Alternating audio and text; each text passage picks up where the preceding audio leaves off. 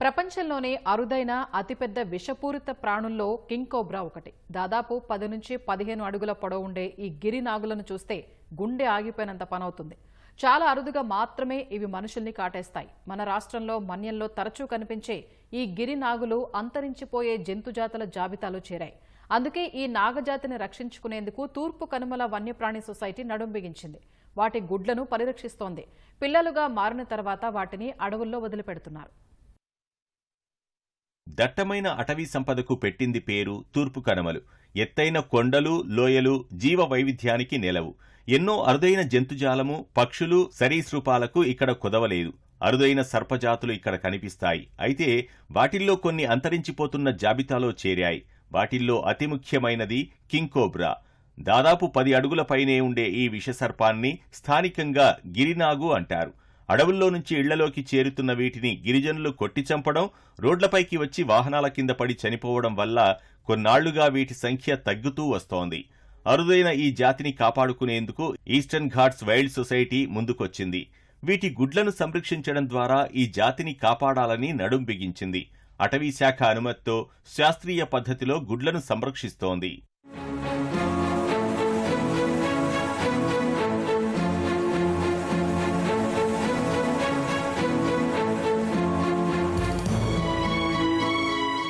అల్లూరి జిల్లా జీమాడుగుల మండలంలో king cobra ఉన్నట్లు గిరిజనుల ద్వారా సమాచారం సేకరించిన సొసైటీ ప్రతినిధులు స్వయంగా వెళ్లి పరిశీలించారు. సమీపంలోని అటవీ ప్రాంతంలోనే ఇది గుడ్లను పొదుగుతోందని గమనించారు. ఆడకోబ్రా బయటకు వెళ్లిపోయిన తర్వాత పొదిగిన పిల్లలు గూడు నుంచి బయటకు రాకుండా చుట్టూ రక్షణ ఏర్పాట్లు చేశారు. అటవీ జంతువుల నుంచి వాటిని రక్షించారు. ఈ గిరినాగులు అన్నవి చాలా ఇకలాజికల్లీ ఇంపార్టెంట్, అంటే పర్యావరణంలో కీలక పాత్ర పోషిస్తాయి. ఎలాగంటే ఈ గిరినాగులు వేరే పాములు తింటాయండి. నాగుపాము, రక్తపింజర, అదే చిన్న పింజర, అలాగే మనకి కట్లపాము, జెర్రిపోతు లేదా జెర్రిగొడ్డు అంటాం, ర్యాట్ స్నేక్, ఇలాంటి జాతుల్ని తిని వీటి జనాభా నియంత్రణకి తోడ్పడుతుంది.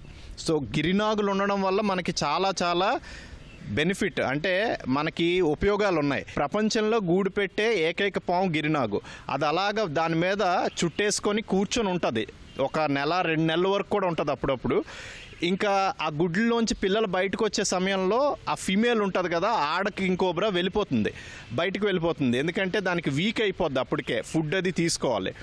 ఆ సమయంలో మనం ఆ గూడుని సంరక్షించాలండి. లేదంటే మనకి వేరే ప్రెడేటర్స్ ఉంటాయి, జాకల్స్, అలాగే వైల్డ్ బోర్స్, అడవి పందులు, నక్కలు ఇలాంటివి వచ్చి తవ్వేసి తినేయడానికి అవకాశం ఉంది. సో అందుకు సంరక్షించడానికి మనం ఒక రక్షణ వలయంలాగా ఫెన్స్ పెడతాము. అటవీ శాఖ వారు కూడా ఈ ఎన్జిఓ సహకారంతో ఒక సర్వే అంటూ చేస్తూ ఉన్నాం. ఈ గిరినాగులు యొక్క సంరక్షణ కోసం కూడా ఈ ప్రాంతాన్ని ఒక కన్జర్వేషన్ రిజర్వ్గా ప్రకటించాలనే ఉద్దేశంతో ప్రపోజల్స్ తయారు చేయమని మాకు పై ఆఫీసర్స్ నుంచి, వాటి కోసం మేము ముందుగా ఈ సర్వే పనులు చేపడుతున్నాం. అంటే ఇవి ఎక్కడెక్కడ విస్తరించున్నాయి, ఏ ప్రాంతం వరకు ఉన్నాయి, ఏ భూమిని, ఏ భౌగోళిక ప్రాంతాన్ని మనం ఈ కన్జర్వేషన్ రిజర్వ్ ప్రాంతంలో చేర్చడం జరుగుతుంది. అలాగే దీనికి సంబంధించినటువంటి రైతుల యొక్క భూములు కూడా దీంట్లో కలిసే అవకాశాలు ఉన్నాయి, చీడికాడ మండలంలో ముఖ్యంగా.